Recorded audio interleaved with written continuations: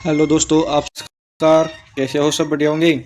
तो आज हम अपनी क्लास में 50 बायोलॉजी के अति महत्वपूर्ण प्रश्न देखने वाले हैं जो रेलवे में आदि परीक्षाओं में आते हैं। तो चलो हम आज अपनी कक्षा को शुरू करते हैं।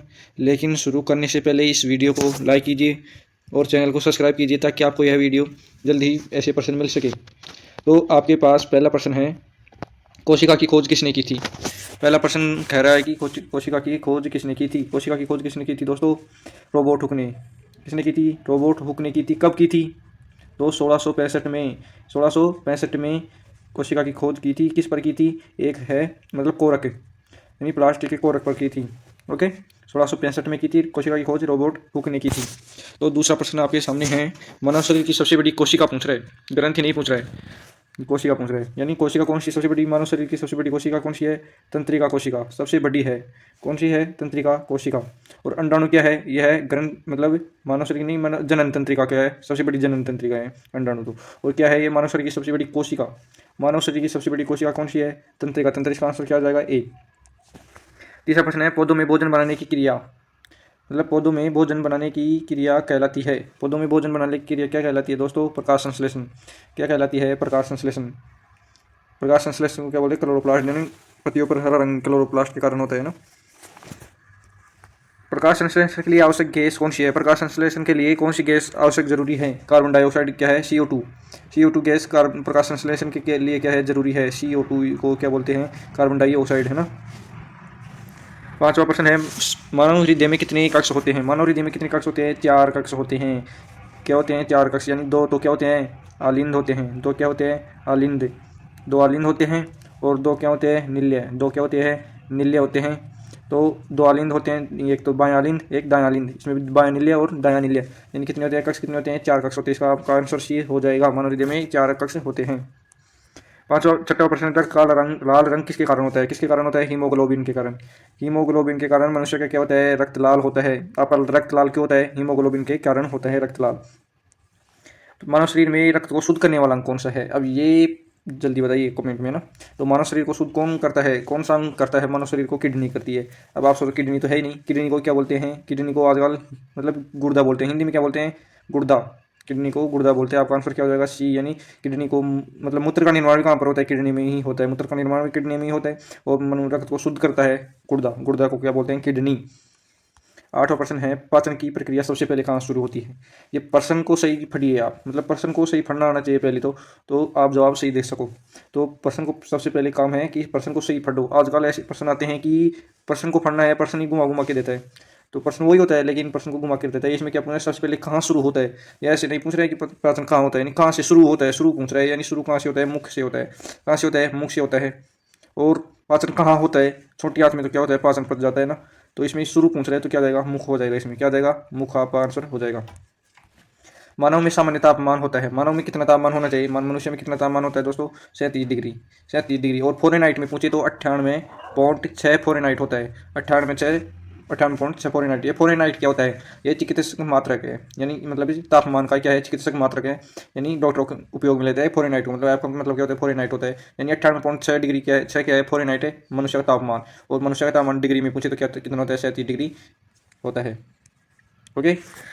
10वां प्रश्न है, सबसे बड़ी ग्रंथि कौन सी है? सबसे बड़ी ग्रंथि कौन सी है? सबसे बड़ी क्या पूछ रहा है? ग्रंथि पूछ रहा है। इसमें क्या पूछ रहा है? ग्रंथि, यानी यकृत ग्रंथि। यकृत को क्या बोलते हैं? लीवर। लीवर यानी क्या होता है? यकृत होता है। क्या होता है? यकृत। सबसे बड़ी ग्रंथि कौन सी है? यकृत ग्रंथि है। और सबसे छोटी ग्रंथि कौन सी आती है? सबसे छोटी ग्रंथि पीयूष ग्रंथि। कौन सी है? अभी आप बड़ी तो जान गए, लेकिन छोटी कौन सी है? पीयूष ग्रंथि है। पीयूष ग्रंथि क्या होती है? सबसे छोटी ग्रंथि होती है, मस्तिष्क में पाई जाती है। पीयूष ग्रंथि कहाँ पाई जाती है? मस्तिष्क में पाई जाती है। ओके। अनुवांशिकी का जनक किसे कहते हैं? अनुवांशिकी का जनक किसे कहते हैं? मेंडल को। मेंडल को क्या बोलते हैं? अनुवांशिकी का जनक कहते हैं। इसने क्या किया था? मटर पर क्या की थी? 7 दिन तक, मतलब 7 मतलब मटर पर क्या की थी? खोज की थी। और अनुवांशिकी का जनक कौन है? मेंडल है। Gregor John Mendel. इसका पूरा नाम क्या है? Gregor John Mendel. क्या है? ग्रेगर जॉन मेंडल इसका पूरा नाम है। डीएनए की संरचना किसने बताई? डीएनए की मतलब संरचना किसने बताई? डीएनए की संरचना किसने बताई दोस्तों? मैन वाटसन और क्रिक ने। किसने बताई? वाटसन और क्रिक ने डीएनए की संरचना बताई। आपका आंसर सी, वेरी नाइट हो जाएगा। पौधों में जल का परिवहन क्या होता है? यह प्रश्न देखिए एक बार, पौधों में जल परिवहन होता है, यह प्रश्न आपको बहुत घुमाता है। पौधों में जाइलम में क्या होता है? जाइलम से। अभी देखिए इधर, यानी जैसे क्या होता है? जल, यानी जल का परिवहन तो कौन करता है? जाइलम। जैसे जल, जाइलम, यानी जाइलम किसे कहते हैं? मतलब भोजन को, पौधों से भोजन को, जड़ से जल का परिवहन होता है। मतलब पौधों में जड़ से जल, जड़ से जल आ जाए ना, जैसे जड़ से जल के लिए, और पौधों में भोजन कराना, मतलब और भोजन का किस में होता है? जिसमें जल का परिवहन पूछ रहा है तो क्या हो जाएगा? जाइलम। लेकिन अब आपसे क्या पूछे, क्या पूछे कि मतलब भोजन का परिवहन, मतलब पौधों में भोजन का परिवहन क्या करता है? कौन करता है? फ्लोएम। फ्लोएम क्या करता है? भोजन का परिवहन करता है। क्या करता है? भोजन का परिवहन। और जल का परिवहन कौन करता है? जाइलम। इसका आप आंसर क्या हो जाएगा? जाइलम जल का परिवहन करता है। मानव में श्वसन अंग कौन सा है? मानव में श्वसन अंग कौन सा है दोस्तों, बताइए जल्दी से। मानव में श्वसन अंग कौन सा है? क्या है? फेफड़े आ जाएंगे। क्या आ जाएगा? फेफड़े। क्या है? श्वसन अंग है, श्वसन अंग फेफड़े हैं। सबसे छोटी हड्डी पाई जाती है, अब देखिए जल्दी बताइए, सबसे छोटी हड्डी कहाँ पर पाई जाती है? कान में पाई जाती है। कान में सबसे छोटी हड्डी पाई जाती है। और कान में हड्डी कहाँ पर? मध्य कान में पाई जाती है। कौन सी, क्या नाम है? स्टेपीज। क्या है? स्टेपीज। क्या है? सबसे छोटी हड्डी है स्टेपीज। क्या है? सबसे छोटी हड्डी है मानव शरीर की, सबसे छोटी हड्डी पाई जाती है। और सबसे बड़ी हड्डी कौन सी है? फीमर। कौन सी है? फीमर सबसे बड़ी हड्डी है, सबसे लंबी भी है। कहाँ पर होती है? जांग में होती है फीमर, सबसे लंबी और सबसे पक्की हड्डी होती है। और सबसे छोटी हड्डी कहाँ पर पाई जाती है? स्टेपीज होती है, कान में पाई जाती है। ओके। मस्तिष्क का कौन सा भाग संतुलन का नियंत्रण करता है? मस्तिष्क का कौन सा भाग संतुलन के लिए नियंत्रण करता है? इसमें आपको बहुत कंफ्यूज होगा। सेरेब्रम और सेरेबेलम। क्या होता है? सेरेब्रम तो क्या होता है? पश्चिम मस्तिष्क होता है, इसको तो क्या बोलते हैं? पश्चिम मस्तिष्क। और सेरेबेलम, सेरेबेलम को क्या बोलते हैं? अनुमस्तिष्क। यानी मानव शरीर का सबसे, मतलब कौन सा भाग संतुलन का नियंत्रण करता है? तो आपका आंसर क्या आ जाएगा? बी। आपका आंसर क्या आ जाएगा? बी हो जाएगा। आपका आंसर क्या हो जाएगा? बी, सेरेबेलम आएगा इसमें ना। विटामिन सी की कमी से होता है। विटामिन सी की कमी से क्या होता है दोस्तों? स्कर्वी। स्कर्वी विटामिन सी की कमी से होता है। और क्या होता है? इसमें मसूड़े फूल जाते हैं। क्या हो जाते हैं? मसूड़े फूल जाते हैं, है ना। तो स्कर्वी आपका सही आंसर हो जाएगा। रक्त का थक्का जमाने में सहायक है, इसमें क्या पूछ रहा है? रक्त का थक्का कौन जमाता है? क्या कौन जमाता है? प्लेट। क्या जमाती है? प्लेट। क्या जमाती है? रक्त का थक्का जमाती है ना। और मतलब रक्त का थक्का जमाने में सहायक प्लेट है। और अब ऐसे पूछे कि रक्त का थक्का जमाने में कौन सा विटामिन सहायक है? विटामिन पूछे तो विटामिन के का क्या करता है? रक्त का थक्का जमाने में क्या है? सहायक है, विटामिन के आ जाएगा ना। और रक्त का थक्का जमाने में प्लेट आ जाएगी। यानी विटामिन पूछे तो विटामिन के करना है। मानव शरीर में कुल हड्डियां होती है, मानव शरीर में कितनी हड्डियां होती है दोस्तों, जल्दी बताइए। मानव शरीर में हड्डियां कितनी होती है? 206। कितनी हड्डियां होती है? मानव शरीर में 206 हड्डियां पाई जाती है। पीतरस का निर्माण कहाँ पर होता है? मतलब पीतरस का निर्माण कहाँ पर होता है? पित्ताशय में? नहीं, पित्ताशय में नहीं है। इसमें क्या आ जाएगा? यकृत। यानी यकृत में क्या आ जाएगा? पीताशय का निर्माण होता है। पीतरस का निर्माण कहाँ पर होता है? रक्त, यकृत में होता है। यकृत को क्या बोलते हैं? लीवर। लीवर। ओके। लीवर यकृत को बोलते हैं। यानी पीतरस का निर्माण कहाँ पर होता है? यकृत में होता है। ओके। पीतरस का निर्माण कहाँ पर होता है? यकृत में। यकृत कौन सी है? यकृत सबसे बड़ी ग्रंथि है ना, मानव शरीर की सबसे बड़ी ग्रंथि यकृत। अब बताया था ऊपर। कोशिका का पावर हाउस किसे कहते हैं? यह महत्वपूर्ण प्रश्न है। कोशिका का पावर हाउस किसे कहते हैं? पावर यानी शक्ति, और हाउस यानी घर, यानी शक्ति घर किसे बोलते हैं? माइटोकॉन्ड्रिया को। क्या किसको बोलते हैं? माइटोकॉन्ड्रिया को। कोशिका का क्या बोलते हैं? पावर हाउस, यानी पावर हाउस या शक्ति ग्रह। इसको क्या बोलते हैं? शक्ति ग्रह भी बोलते हैं ना। शक्ति ग्रह भी आ जाए ना। कोशिका का शक्ति ग्रह किसे कहते हैं? शक्ति ग्रह का मतलब क्या जाएगा? माइटोकॉन्ड्रिया। माइटोकॉन्ड्रिया क्यों होता है? क्योंकि इसमें क्या, यह क्या करता है? एटीपी का निर्माण करता है। एटीपी का क्या करता है? निर्माण करता है। इसमें कितनी एटीपी होती है? 38 एटीपी होती है। कितनी एटीपी होती है? 38 एटीपी होती है। ओके। राइबोसोम को क्या बोलते हैं? राइबोसोम को प्रोटीन का घर बोलते हैं। क्या बोलते हैं? प्रोटीन का घर कौन है? राइबोसोम। अब आप प्रश्न आ सकता है, यानी कोशिका का प्रोटीन का घर कौन सा है? राइबोसोम है। और लाइसोसोम, लाइसोसोम को क्या बोलते हैं? आत्मघाती थैली भी बोलते हैं। क्या बोलते हैं? आत्मघाती थैली। तो चलो 22 प्रश्न ये आ गया, प्रश्न ये आता है ना, लाइसोसोम को क्या कहा जाता है? अब आप बताओ जल्दी, कमेंट कीजिए। ये प्रश्न अब ऊपर ही बताया था। लाइसोसोम को क्या कहा जाता है? लाइसोसोम को क्या बोलते हैं? आत्मघाती थैली। क्या बोलते हैं? आत्मघाती थैली बोलते हैं। देख लिया गया ना प्रश्न। आत्मघाती क्या बोलते हैं? आत्मघाती थैली लाइसोसोम को कहा जाता है। लेकिन अब इससे ऊपर वाला प्रश्न बताया, पावर हाउस क्या है? पावर हाउस माइटोकॉन्ड्रिया को बोलते हैं ना। तो 23 मानव में मूत्र का निर्माण कहाँ पर होता है? मूत्र का निर्माण कहाँ पर होता है दोस्तों? यह प्रश्न भी क्या करता है? कंफ्यूज करता है। कैसे करता है? मानव को कोई करते हैं मूत्राशय, ये इसमें मूत्राशय गलत हो जाएगा।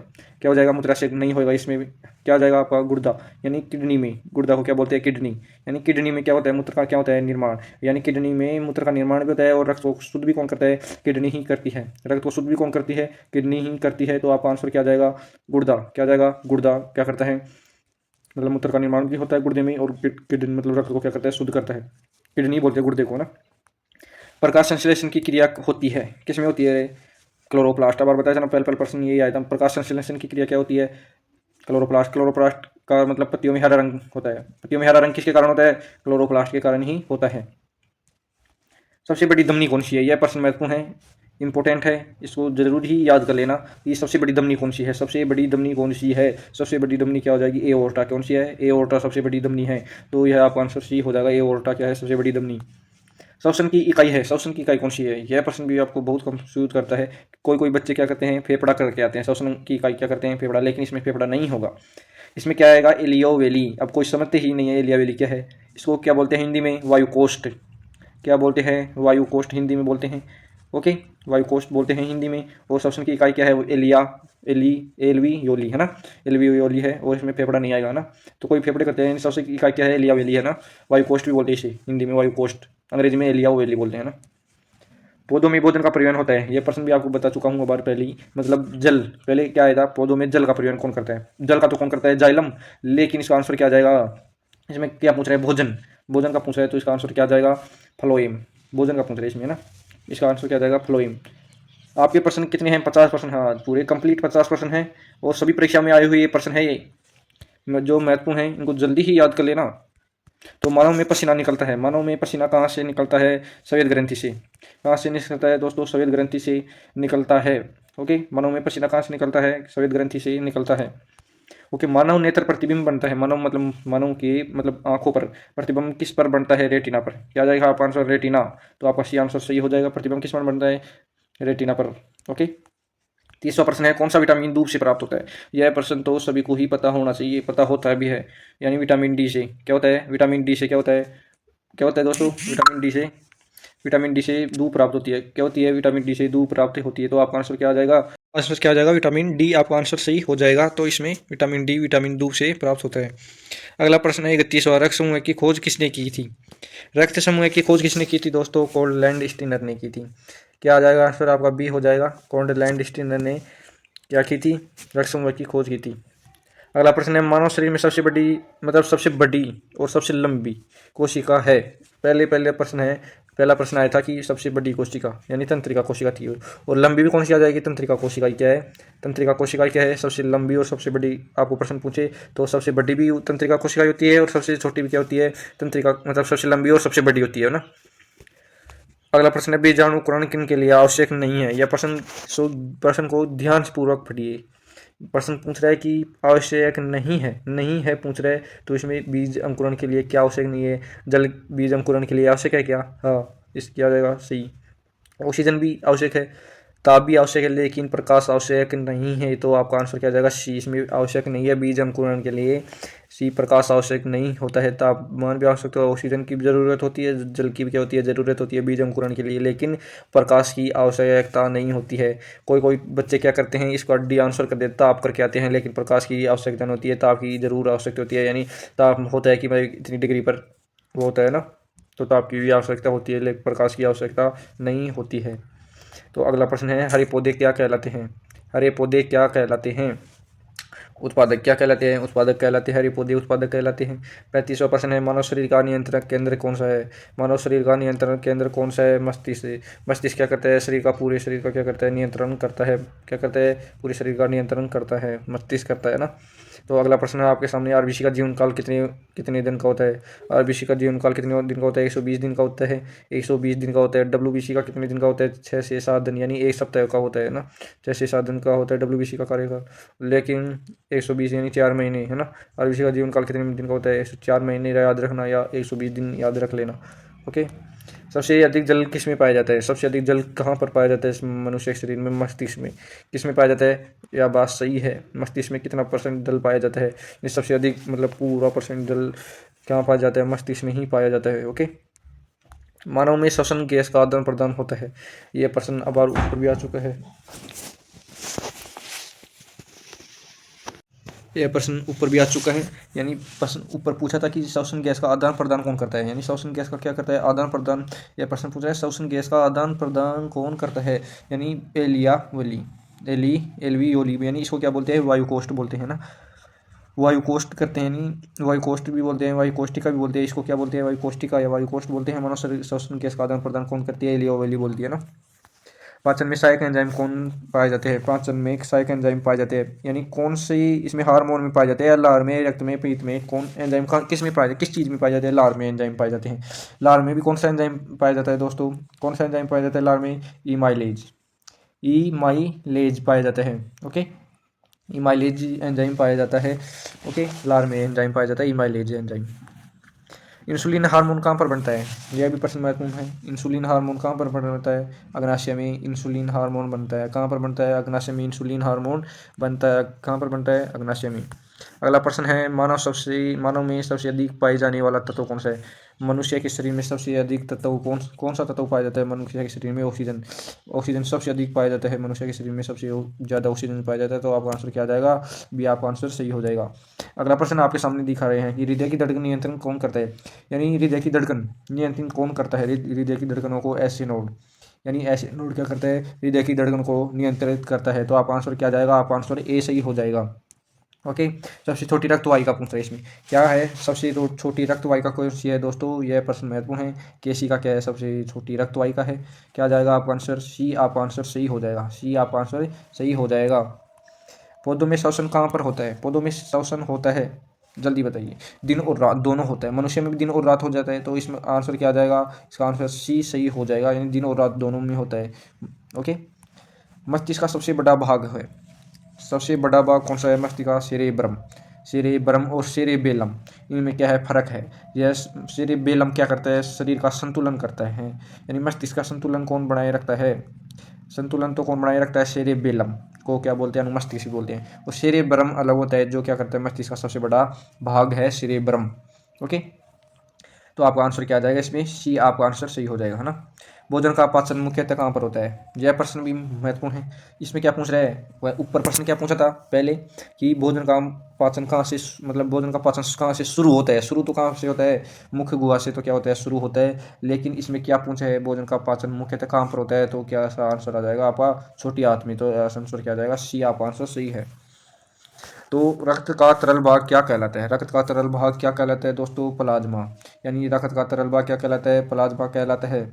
लेकिन रक्त का तरल भाग तो प्लाज्मा कहलाता है। प्लाज्मा कितना प्रतिशत होता है? 55% होता है। और 45% क्या होता है? आरबीसी, डब्ल्यूबीसी और प्लेट कितनी प्रतिशत होती है? ये तीनों मिलाकर कितनी प्रतिशत होती है? 45% होती है। और इसमें भी 45% में भी तो पूछे तो सबसे अधिक डब्ल्यूबीसी पाई जाती है, यानी 42% होती है। डब्ल्यूबीसी, आरबीसी कितनी होती है? 42% आरबीसी होती है। 1.5% क्या होती है?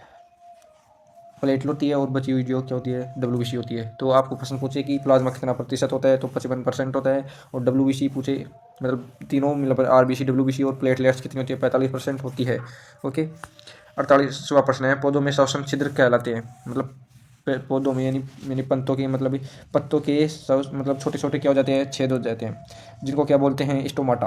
क्या बोलते हैं? स्टोमाटा भी बोलते हैं। स्टोमाटा को क्या बोलते हैं? रंध्र। रंध्र हो जाते हैं, यानी रंध्र यानी क्या होता है? छेद, यानी छेद हो जाते हैं तो स्टोमाटा कहते हैं उसको। क्या बोलते हैं? स्टोमाटा या रंध्र बोलते हैं। रंध्र भी आ सकता है कोष्टक में, है ना। तो इसका क्या हो जाएगा? बी आंसर सही हो जाएगा। अगला प्रश्न है, मानव में उत्सर्जन तंत्र का भाग नहीं है। इसमें क्या पूछ रहा है? मानव में उत्सर्जन तंत्र का भाग नहीं है, इसमें नहीं पूछ रहे हैं। तो कौन सा नहीं आएगा? ये श्वसन तंत्र का भाग है, फेफड़ा। तो ये आ जाएगा क्या? इसमें डी आंसर आ जाएगा। ये किस तंत्र का भाग है? श्वसन तंत्र का भाग है। और ये क्या है? उत्सर्जन तंत्र के भाग कौन से है? गुर्दा यानी किडनी, मूत्रवाहिनी और मूत्राशय क्या है? ये क्या है? उत्सर्जन के भाग है, लेकिन नहीं है कौन सा है? फेफड़ा नहीं है। फेफड़ा क्या है? श्वसन तंत्र का भाग है। तो अगला प्रश्न आपके सामने है, लास्ट प्रश्न है, यानी सबसे पहले टीके की खोज किसने की थी? सबसे पहले टीके की खोज एडवर्ड जेनर ने की थी। किसने की थी? एडवर्ड जेनर ने टीके की खोज की थी। ये आपके कितने परसेंट हो गए? आपके पूरे 50% हो गए। तो यह वीडियो लाइक अच्छी लगी तो इसको सब्सक्राइब कीजिएगा चैनल को, इस वीडियो को लाइक कीजिएगा।